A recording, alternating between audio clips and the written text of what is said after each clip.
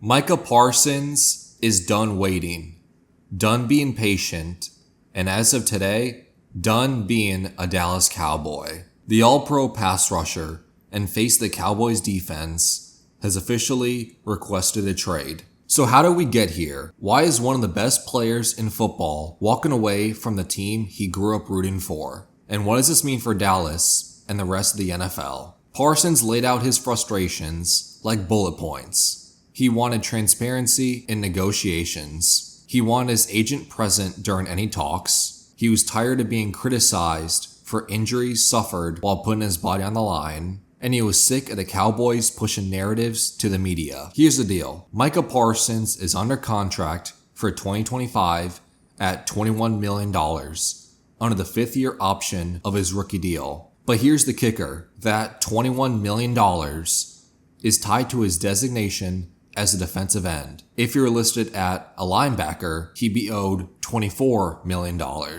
Why does that matter? Because for 2 years, Parsons has bounced around between roles. Edge rusher, off-ball linebacker, sometimes even dropping into coverage. And he's dominated. He has 40 sacks in 4 years, 3 All-Pro selections, 2 Defensive Player of the Year runner-ups, and he's universally considered a top 5 defender in the game. But despite that resume, the Cowboys have prioritized others. Dak Prescott got a 4-year, $240 million deal, making him the highest paid player in NFL history at $60 million per year. And CeeDee Lamb ended his holdout and inked a 4-year, $136 million deal, including a record $38 million signing bonus and $100 million guaranteed. And while Dallas dragged their feet, the pass rusher market exploded. TJ Watt, $41 million, the highest paid non-QB in the league.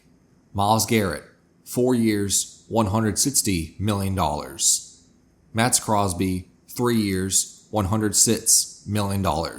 And Parsons, still waiting. At the start of training camp, Jerry Jones publicly questioned whether committing big money to Parsons was worth it, despite the team regularly relying on him to carry the defense through injuries, inconsistency, and playoff collapses. The Cowboys still own Parsons' rights through 2028 thanks to the franchise tag. They don't have to trade him. They can slow play this all the way through the next 3 seasons. But do you really want to hold on to an unhappy superstar? And speaking of the franchise tag, the tag will jump from $21 million all the way to close to $30 million.